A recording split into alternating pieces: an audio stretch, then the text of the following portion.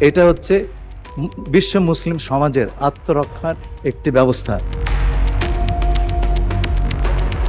Saudi আরব, তুরস্ক ও পাকিস্তানের নতুন প্রতিরক্ষা জোটে যোগদানে বাংলাদেশের আগ্রহের বিষয়ে এবার সরাসরি নিজেদের অবস্থান জানালো পাকিস্তান। তবে কি এবার এই জোটে যোগ দিতে যাচ্ছে বাংলাদেশ?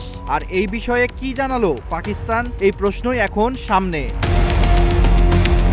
বৃহস্পতিবার পাকিস্তানের পররাষ্ট্র মন্ত্রণালয়ের মুখপাত্র তাহির আন্দ্রাবি জানিয়েছেন, মক্কা যৌথ প্রতিরক্ষা চুক্তি বা MGDA-তে নতুন সদস্য নেওয়ার সুযোগ রয়েছে। তবে কোনো দেশকে যুক্ত করার আগে সৌদি আরব ও তুরস্কের সঙ্গে পরামর্শ করা হবে। তিনি জানিয়েছেন, কোনো আনুষ্ঠানিক অনুরোধ এলে বিষয়টি বিবেচনা করা হবে। এমন তথ্যই জানা গেছে আন্তর্জাতিক সংবাদ মাধ্যম আরব নিউজের প্রতিবেদন থেকে। গত 7 আগস্ট পাকিস্তান, সৌদি আরব ও তুরস্ক মক্কা যৌথ প্রতিরক্ষা চুক্তি স্বাক্ষর করে। চুক্তি অনুযায়ী 3 দেশের যে কোনো একটির উপর সশস্ত্র হামলা হলে সেটিকে 3 দেশের সবার উপর হামলা হিসেবে বিবেচনা করা হবে। এর আগে বাংলাদেশের পররাষ্ট্র প্রতিমন্ত্রী শামা ওবায়েদ জানিয়েছিলেন, চুক্তিতে বাংলাদেশের যোগ দেওয়ার বিষয়ে এখনও নীতিগত সিদ্ধান্ত হয়নি, তবে বিষয়টি নিয়ে আলোচনা চলছে।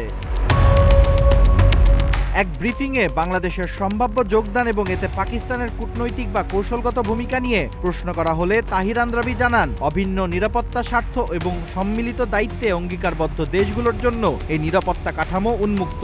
অন্যদিকে বাংলাদেশের জাতীয় সংসদে স্বতন্ত্র সংসদ সদস্য রুমিন ফারহানার এক প্রশ্নের জবাবে পররাষ্ট্রমন্ত্রী ডক্টর খলিলুর রহমান জানিয়েছিলেন, মক্কা জোটের সদস্য দেশগুলো আনুষ্ঠানিকভাবে বাংলাদেশকে যোগ দেওয়ার আহ্বান জানালে দেশের স্বার্থ বিবেচনা করে সিদ্ধান্ত নেওয়া হবে। বিশ্ব মুসলিম সমাজের আত্মরক্ষার জন্য এমন উদ্যোগকে ইতিবাচক হিসেবেও দেখছেন তিনি। জোটে থাকা 3 দেশের মধ্যে পাকিস্তান মুসলিম বিশ্বের একমাত্র পারমাণবিক অস্ত্রধারী রাষ্ট্র। সৌদি আরবের রয়েছে বড় অর্থনৈতিক ও আঞ্চলিক প্রভাব, আর তুরস্ক ন্যাটোর সদস্য এবং শক্তিশালী সামরিক ও প্রতিরক্ষা শিল্পের অধিকারী। এখন প্রশ্ন একটাই, শেষ পর্যন্ত কি মক্কা প্রতিরক্ষা জোটে যোগ দেবে বাংলাদেশ?